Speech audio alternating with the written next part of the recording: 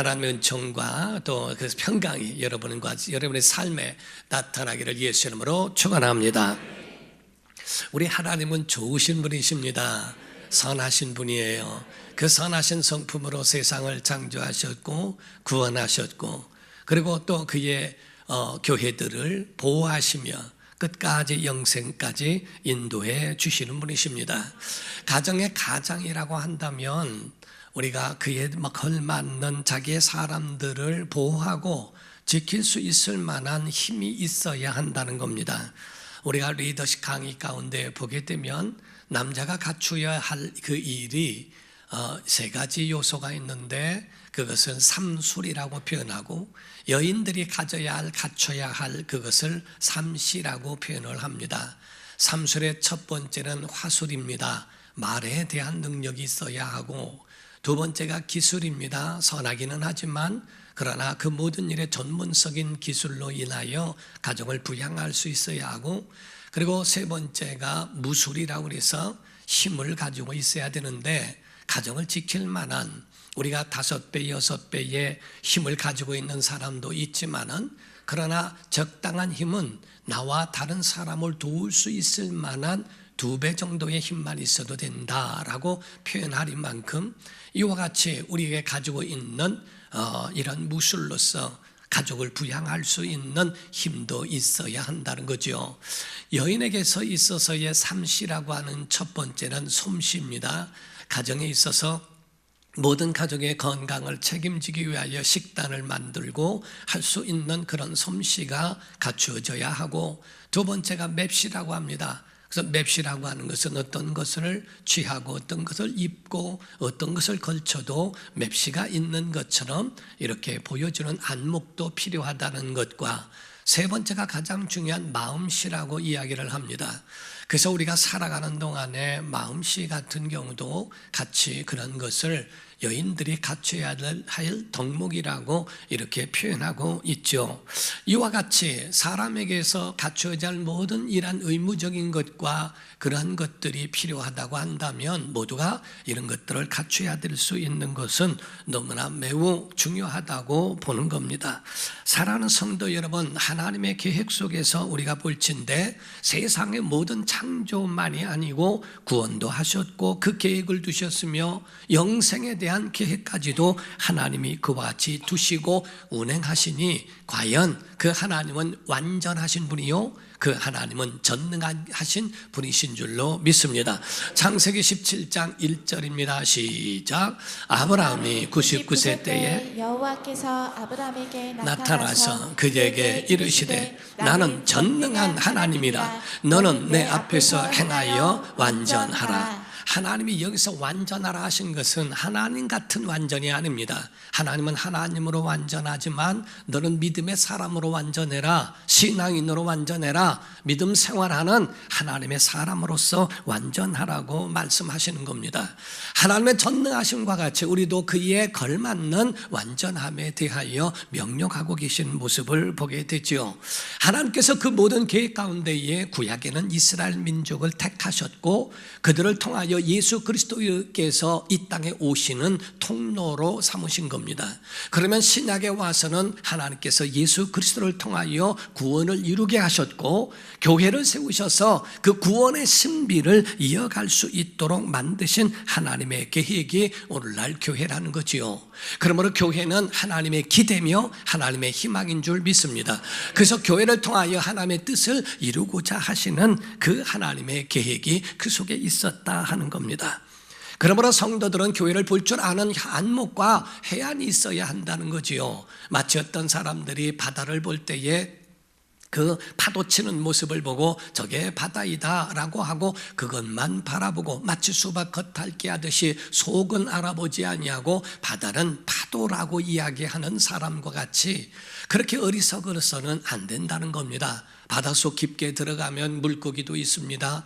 해산물들도 있습니다. 그 속에 들어가면 금도 은도, 그 속에 보석과 그리고 석유의 물줄기 같은 석유의 줄기로 그거는 광물들도 그 속에 묻혀 있는 것을 보게 되지요.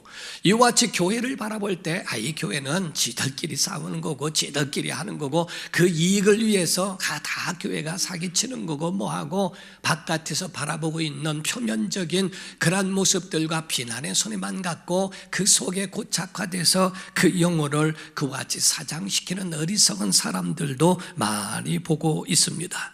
사랑하는 성도 여러분, 아닙니다. 교회 안에는 생명도 있고 구원도 있고 무한한 영적 자원도 있습니다. 아멘 해봅시다. 교회 안에는 생명이 있습니다. 구원이 있습니다. 은혜가 있고 기쁨이 있고 성령의 역사가 있습니다.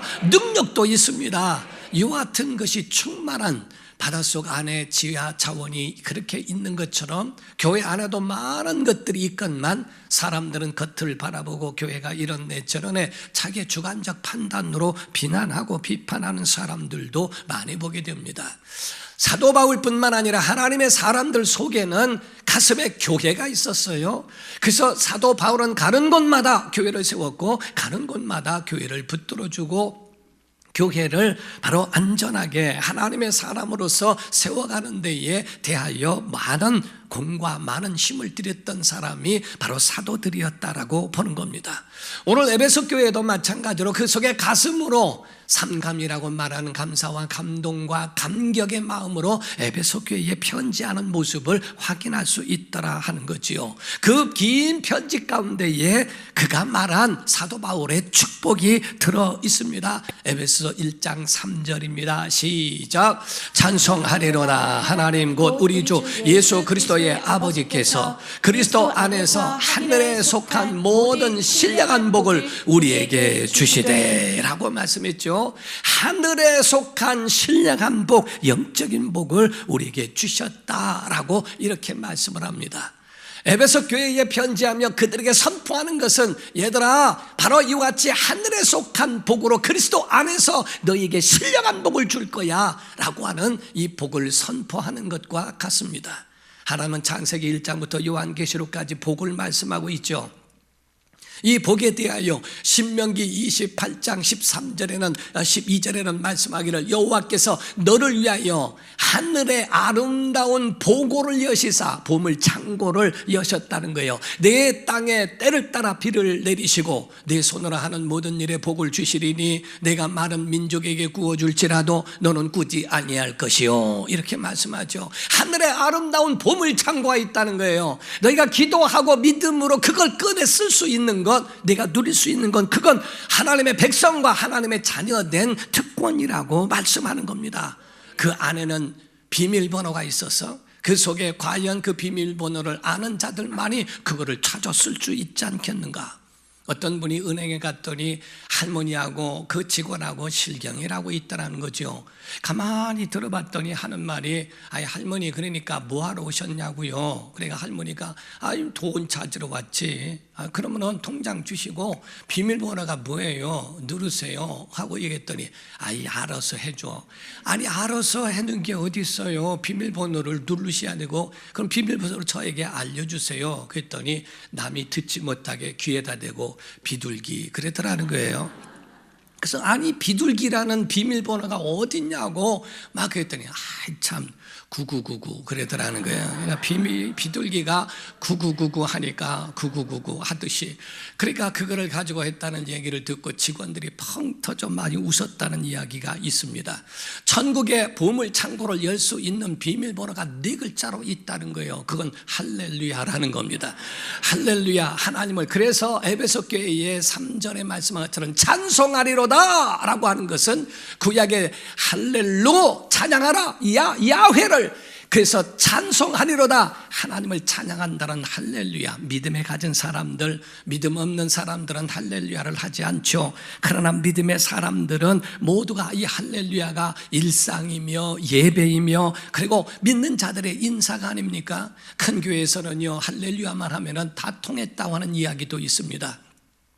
길을 걸어가면서 사람들 비켜달라고 그럴 때 할렐루야 할렐루야 하면 문 다 비켜준다는 거예요. 짐을 들고 가면서 엘리베이터가 있을 때 할렐루야 그러면 문을 열어준다는 겁니다.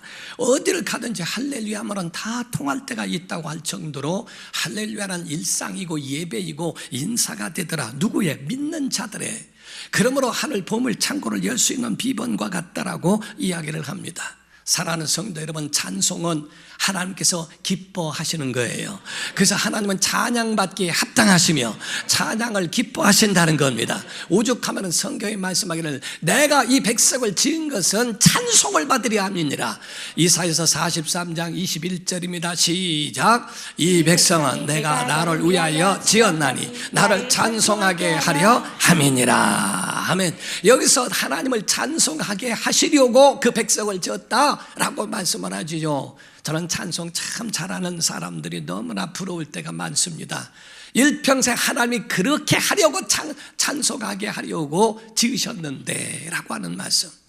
그런데 이 찬송이라고 하는 것, 악기를 동원하고 사람들이 노래하고 흥겹게 하는 것, 이 모든 것을 다 찬송이라고 하지 않습니다.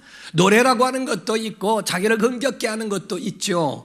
그러나 이 찬송의 중요한 것은 하나님은 어떤 분이신가, 하나님은 어떤 위대한 역사를 이루셨는가, 이거를 몸으로 마음으로 입술로 이 모든 것들을 악기를 동원하여 표현하는 것을 가리켜서 이거를 찬송이라고 하는 겁니다.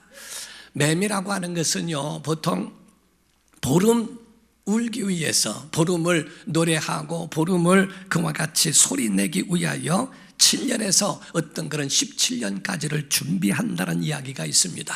그래서 보름 동안 노래를 위하여 그렇게 준비한 것이기 때문에 그 보름 동안에 얼마나 시끄럽게 그렇게 세상이 떠나가도록 소리 지르는지 모르겠다라고 이야기합니다. 뇌성마비 천재 시인인 송명희 씨 같은 경우도 그가 하나님 찬양합니다, 하나님 사랑합니다 라고 하는 이 말이 되질 않아서 비틀어져 있고 구부러져 있는 그런 몸을 다하여 입술을 내서 정말 우리는 편하게 할 수 있는 그 말을 하나님 사랑합니다, 하나님 찬양합니다 라는 말을 그와 같이 힘겹게 하는 모습을 볼 때 과연 저것이 찬양이 아닐까? 우리의 마음을 다하고 준비한 그것으로 힘을 다하여 힘겹게 하나님 앞에 그와 같이 마음을 표현하는 것, 이걸 찬송이라고 하지 않는가라고 보는 겁니다. 오늘 사랑하는 성도 여러분, 여러분과 저에게는 오늘 신령한 복을 배우고 신령한 복을 여러분의 영혼에 채우기를 주님으로 축원합니다. 사람들이 왜, 현대인들이 왜 환경 따라 왜 믿음이 들쑥날쑥하고 왜 자꾸 이쪽 저쪽으로 이와 같이 흔들리는 삶을 사는지 아십니까? 그 이유가 있다는 거예요. 사람에게는 영혼, 육이라는 것이 있어서 다 각각의 그릇이 있다는 겁니다. 육의 그릇은 밥을 먹고 음식을 채움으로 그것으로 만족할 수 있지만은 혼이 채워지지는 않는다는 겁니다. 혼은 많은 사람들의 사랑과 관심과 그러한 격려와 이런 것들로 혼을 채워간다는 거예요. 이 혼을 채워지지 못하니까 육의 것들로 술로 담배로 자기의 그런 쾌락을 채울 수 있을까라고 하지만은 마음에 구멍이 나 있는데 이 구멍 난 거는 지구를 다 합해도 지구보다 더 큰 구멍이기 때문에 어떤 것도 그 마음을 채울 수 없다는 겁니다. 그래서 그 영혼을 채울 수 있는 그것, 신령한 복으로 영혼만 채우기만 한다면 혼의 것도 채워지고 육의 것도 채워질 수 있는 것이기 때문에 하나님의 약속을 믿는 믿음의 사람들은 바로 이와 같이 사도 바울은 그들에게 대하여 얘들아 너희들은 이와 같이 신령한 복을 채우되 하늘에 속해 있는 영적인 복으로 메우고 채워야 할 것이라고 그들에게 전하는 겁니다. 사랑하는 성도 여러분, 영적인 신령한 복이 채워지면요 그 속에 말이 변화하게 되어 있어요. 말이 신령함으로 변화되게 되어 있습니다. 불평이 사라집니다. 절망이 사라집니다. 기쁨과 감사로 말이 변화되게 되어 있다 이 말이죠. 그래서 사도 바울은 말하기를 내가 이와 같이 신령한 복으로 이와 같이 채워져 있기 때문에 이 받은 은혜가 너무 커서 이 비밀을 아는 것이 이 은혜가 너무 커서 상처를 말할 겨를도 없고 미워할 공간도 없고 사랑 타령할 필요 없고 상처 타령할 새가 없다. 이 은혜가 내 안에 충만하다. 우리가 마치요 모든 것을 많이 가지고 있으면 가지고 있을 때 하나 잃어버리면 그냥 뭐 주고 말지라고 생각할 수 있죠. 그러나 그 하나가 마지막 자기의 것이라고 여기고 있는 이거를 잃어버릴 때 다 잃었다고 여길 때는 이거 하나를 위하여 목숨을 걸어댑니다. 그것 때문에 막 밤잠을 못 자고 막 상처투성이가 돼버립니다. 마음적 여유가 충만한 사람들은 그 마음의 온유함으로 남도 이해해주고 수용할 수 있지만은 작은 것 하나 가지고서 그것 때문에 요거 잃어버린 것 때문에 아프네 뭐하네 죽네 사네 하는 그런 일들이 일어나는 것들은 바로 이와 같이 작은 것 하나에 매여 있는 사람들이라는 거죠. 받은 일에 이 큰 은혜가 우주보다 큰데 내가 뭔 얘기를 하랴, 내가 어떤 상처를 말하랴, 미움, 다툼, 시기 이런 것 전혀 상관되어질 것이 아니라고 보는 겁니다. 로마의 제우스 신은 번역의 물질의 번역에 복을 준다고 얘기하고, 그리고 아테네의 여신은 인간의 행복을 준다라고 이야기합니다. 이때의 사도 바울은 이야기하는 것이 아니다, 그건 가짜야, 진짜가 아니야, 그건 일시적 방편일 뿐이야. 진짜 너에게 주는 복은 제우스가 주는 것도 아니고 아테네가 주는 것이 아니다. 이것은 하늘에 속한 신령한 복을 받아야 한다. 이것이 너희 속에 채워지면 된다. 그것은 그리스도 안에 있다라고 말씀하는 겁니다. 사랑하는 성도 여러분, 여러분 안에 신령한 복으로 채우기를 주 이름으로 축원합니다.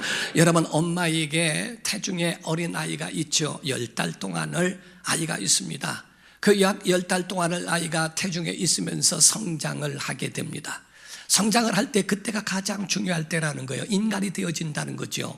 거기에 대하여 태교도 중요하고 보살핌도 굉장히 중요합니다. 이것이 잘못되면 태어나서 굉장히 어려움을 당하게 되죠.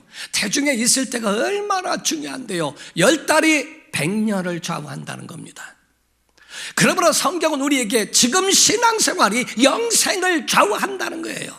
여기서 신앙생활을 대충하고 여기서 신앙생활을 그냥 이렇게 저렇게 그냥 내 마음대로 하도 될 줄로 생각하지 말라는 겁니다. 우리가 10달이 100년을 좌우하듯 너희의 신앙생활에 100년이 영생을 좌우할 수 있는 그것이 내 앞에 있다는 거거든요. 그러므로서 신앙생활에는 우리가 무게를 둬야 하고 하늘의 신령한 복으로 우리 영혼에 채워야 한다는 것.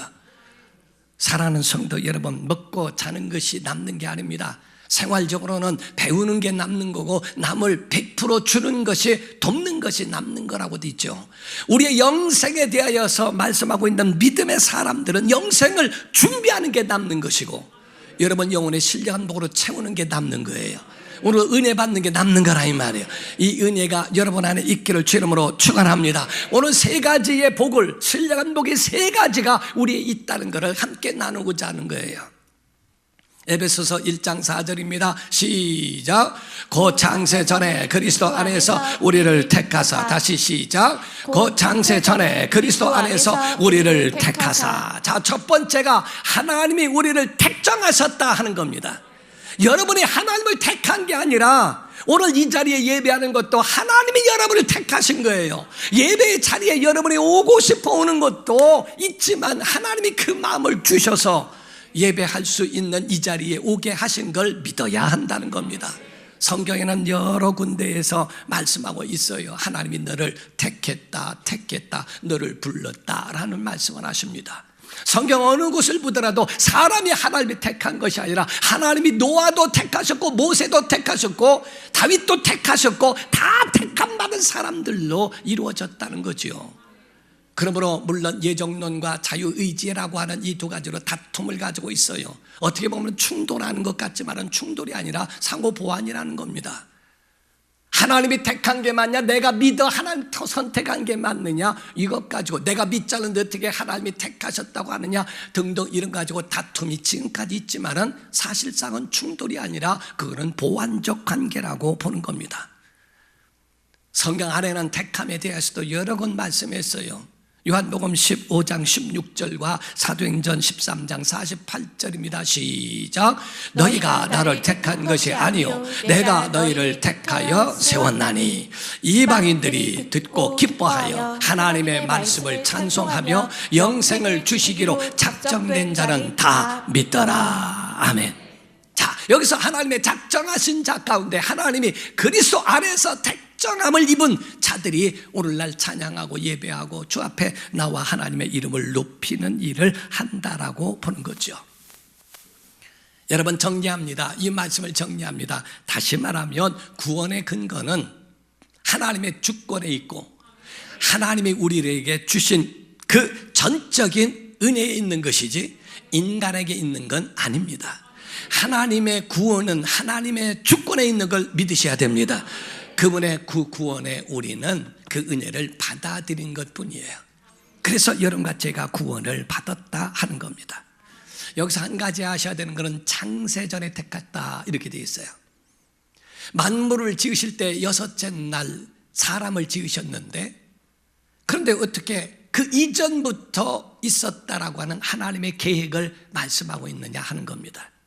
만물이 지어지기 전에, 창세 전에 하나님이 이와 같이 계획하셨고 택하셨다 하는 겁니다. 여러분과 저의 존재를 얘기할 때는요, 진화되어져 있는 우연의 산물이 아니라는 겁니다. 지금까지 내려오면서 진화론에 의하여 어떤 동물이나 어떤 것이 바뀌어지고 그게 진화돼서 사람 된 적이 있는가? 수십만 년, 수백만 년이 넘어서도 진화론을 믿는다고 하면서도 하나도 그와 같이 변화해져서 사람 됐다고 하는 그런 기사를 본 적이 있느냐 이 말이에요. 여러분과 저는 창조론을 믿습니다. 분명하게 여러분이 아셔야 될 것은 어떤 우연적으로 인간이 되어져서 우리가 만들어진 게 아니라 창세전부터 애당초 하나님이 여러분을 택하셨다 이 말이에요. 계획하셨다 이 말이에요. 여러분과 저는 아메바나 어떤 원숭이로 만드시고 그게 변한 게 아니라 애당초 하나님은 사람으로 계획하셨고 만드셨다 이 말이에요. 여러분과 저는 하나님의 자녀인 걸 믿으셔야 됩니다. 이와 같은 하나님의 은혜로 이루어진 하나님의 사랑의 사람으로 이와 같이 세워졌다는 것. 그렇기 때문에 여러분과 저는 하나님이 사랑하실 때 아주 70억 80억의 인구라 할지라도 그 가운데에 하나님이 우리를 택하신 건, 또 사랑하시는 것은 나 하나만 사랑하시는 것 같이 사랑하신다 이 말이에요. 어떤 사람은 그게 이해가 안 된다고 해서 하는 사람이 있었다고 그래요. 어떤 목사님이 물었답니다. 당신에겐 자녀가 몇입니까? 했더니 아들만 4명입니다. 그럼 아들 4명에게 4분의 1씩 사랑합니까? 너는 4분의 1 사랑하고 넌 4분의 1 사랑하고 넌 4분의 1 사랑하고 넌 4분의 1로 사랑하는가? 아니면 한 아들을 사랑해도 100% 사랑합니까? 100% 사랑하죠. 그겁니다. 수십억이 있다 할지라도 하나님의 사랑이라고 하는 것은 이와 같이 전적인 우리 하나만 사랑하는 것 같이 하나님은 그렇게 우리를 사랑하신다 하는 거예요. 하나님의 창조 안에 있고 하나님의 계획 안에 하나님의 택정함을 입은 성도 되기를 주의 이름으로 축원합니다. 두 번째가 바로 이 신령한 복의 두 번째가 거룩하고 흠이 없게 하셨다라고 되어 있습니다.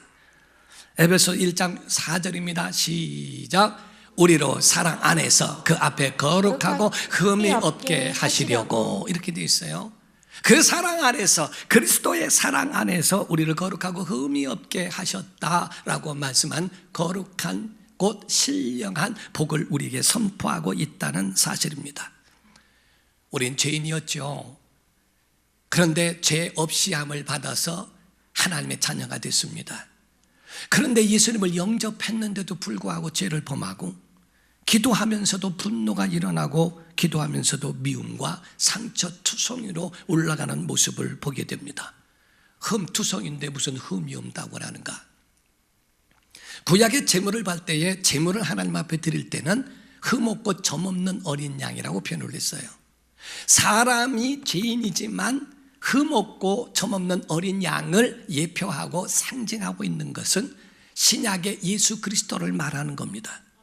그래서 너희로 그 피로 인하여 너희를 거룩하게 하시고 너희의 흠을 가리셨다, 덮으셨다, 사하셨다, 이렇게 말씀하는 겁니다. 그래서 여기서 있는 이 말씀은 그리스도 안에서 너희 죄를 예수 그리스도의 피로 덮으셨다, 씻으셨다, 가리우셨다, 이렇게 말씀하는 거죠. 히랍 신화에 보게 되면은 아모무스라고 하는 신이 있는데 이는 비난의 신, 조롱의 신이라고 그럽니다. 이 신이 눈을 부릅뜨고 사람의 죄를 다 찾아낸다는 거예요. 그런데 이렇게 모든 사람들의 죄를 찾아내는 이 아모무스 신이라 할지라도 예수께서 덮으시면, 예수께서 가려우시면, 예수께서 씻으시면 찾지 못한다, 그 얘기입니다. 여러분의 모든 죄와 허물이 있다 할지라도 바로 여러분 속에 예수 그리스도의 은혜로 구원받아 거룩하게 됐고 흠이 없는 존재가 됐다, 이렇게 표현한 겁니다. 그 은혜가 있기를 주 이름으로 축원합니다. 하나는 선택하셨다, 하나는 죄사함 받았다 하는 얘기입니다. 세 번째 신령한 복이라고 말씀하고 있는 것은 다른 것이 아니라 양자됨이라고 표현하는 겁니다. 하나님의 아들됨이라고 말씀하죠. 에베소 1장 5절입니다. 시작. 그 기쁘신 뜻대로 우리를 예정하사 예수 그리스도로 말미암아 자기의 아들들이 되게 하셨으니. 아멘. 믿으시면 아멘. 여러분, 정말 우리가 하나님의 자녀가 됐다고 하는 것을 너무 가볍게 여기면 안 됩니다. 우린 피조물이고 인간입니다. 하나님의 자녀가 될 수가 없어요. 이걸 은혜라고 하는데, 이걸 하나님이 예수 그리스도를 통하여 우리에게 주신 특혜요, 특권인데, 하나님의 자녀를 회사에서 받는 보너스만 못해요. 당신 하나님의 자녀가 됐습니다. 아, 예, 그래요? 아유, 믿어지지가 않는데, 예. 아유, 그럼 보너스 나왔습니다. 할렐루야. 그거는 할렐루야가 나오는데, 하나님의 자녀가 된 거는 그저 그렇게 별로 그냥 이거 가져가고 돈이나 줬으면 좋겠다고 하리만큼 너무나 가볍게 여기는 건 아닌가. 여기서 하나님의 아들들이 되게 하셨다는 말은 양자됐다라고 하는 표현입니다. 헬라어로 보게 되면은요, 태어난 자녀, 자기 자녀를 테크논이라고 표현을 하고요, 양자로 삼아서 자녀가 된 사람을 피오스라고 표현을 합니다. 근데 그 권리를 똑같이 주게 된 것을 말합니다. 로마에는 그런 전통이 있고 그런 전례가 있는데, 귀족이나 왕족이나 그런 부자들에게 있어서 자녀가 없을 때에는 노비 중에서 노예 가운데에 하나 자기의 눈에 들어온 노예를 붙들어서 그를 불러서 그에게 자녀로 삼는 일이 있습니다. 그 노예에게 있어서는 엄청난 천지개벽입니다. 아니, 내가 노예로 살고 노예로 지금 살다가 노예로 죽고 내 자녀들도 노예로 살아야 되는, 천대가 다 노예가 될 수도 있는 건데 신분 상승이 한 번에 올라갈 수 있고 그의 자녀가 된 권세를 얻을 수 있다고 하는 이 큰 것을, 이건 세상에 이런 일이 있을 수 있을까? 그에게는 감격이고 너무너무 이거는 큰 감독이 될 수 있는 부분이라는 거죠. 진짜 로마의 황제 가운데도요, 디오클레티아누스라고 하는 그 황제가 노예의 신분에서 임금의 자리까지 오르게 된 사람이라고 그렇게 표현을 한다고요. 여러분과 제가 하나님을 아버지라 부르며 하나님의 자녀가 됐다고 하는 것을 너무 이 땅에서 땅 산 거 하나만 못하게 여기고 그런 기쁨이 없는 일들이 얼마나 많이 있는가. 요한복음 1장 12절입니다. 다 같이 읽습니다. 시작. 영접하는 자 곧 그 이름을 믿는 자들에게는 하나님의 자녀가 되는 권세를 주셨으니. 아멘. 믿으시면 아멘. 정말 감동으로 받아야 한다는 겁니다. 감동으로. 이건 천지를 창조한 것보다 더 엄청난 일이 우리에게서 나타난 거라는 거예요. 어디에 비교할 수 있으랴? 진급에 비교하랴? 부자가 된 것, 출세하고 좋은 학교를 가고 좋은 직장을 다니고 좋은 어떤 그런 집과 이런 것들을 한 것에, 그것에 비교할 수 있으랴?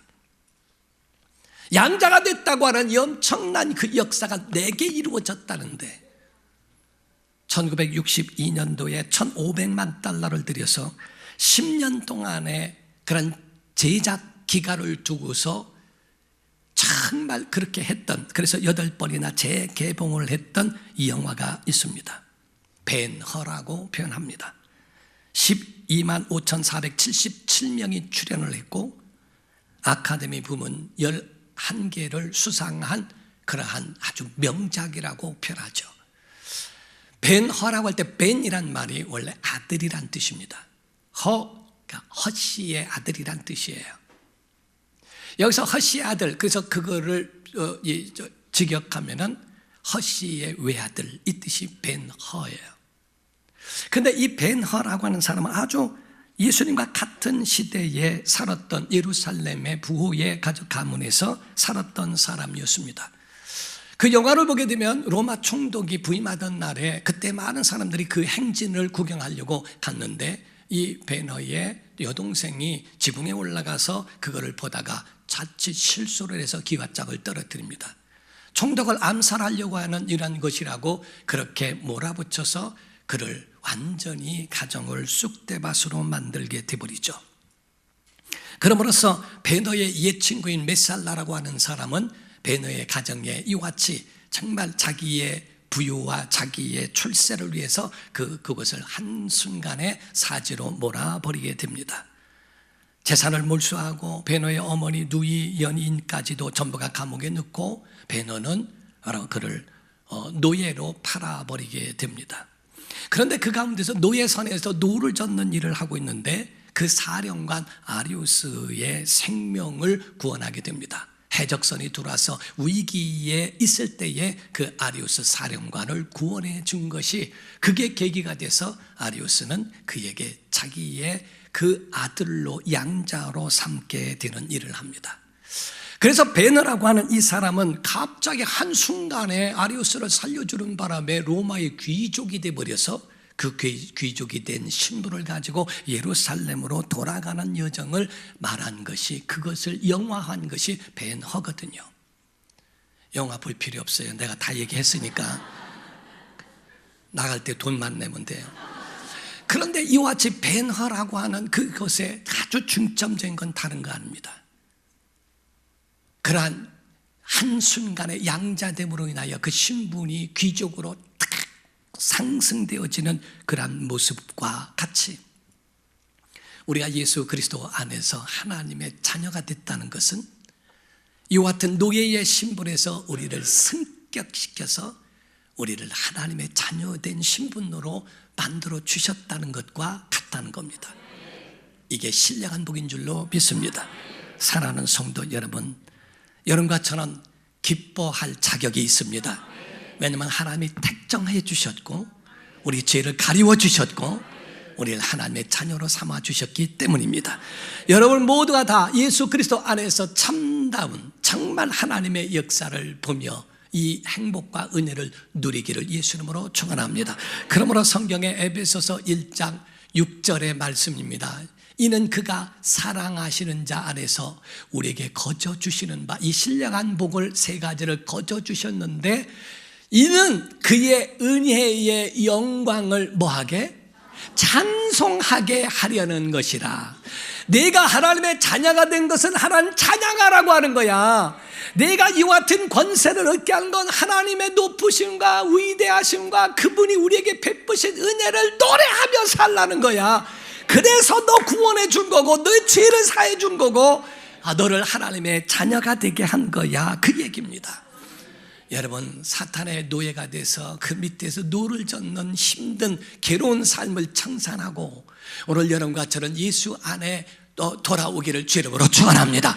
예수의 생명으로 돌아와 그 은혜를 누리기는 복된 하나님의 자녀 되기를 예수 이름으로 축원합니다. 기도하겠습니다. 이 시간에 다 같이 통성으로 기도할 때 하나님 우리를 선택하셨고 우리를 구원하셨고 우리에게 인치셨으니 그 은혜를 일평생 찬양하며 살아가게 도와 주시옵소서.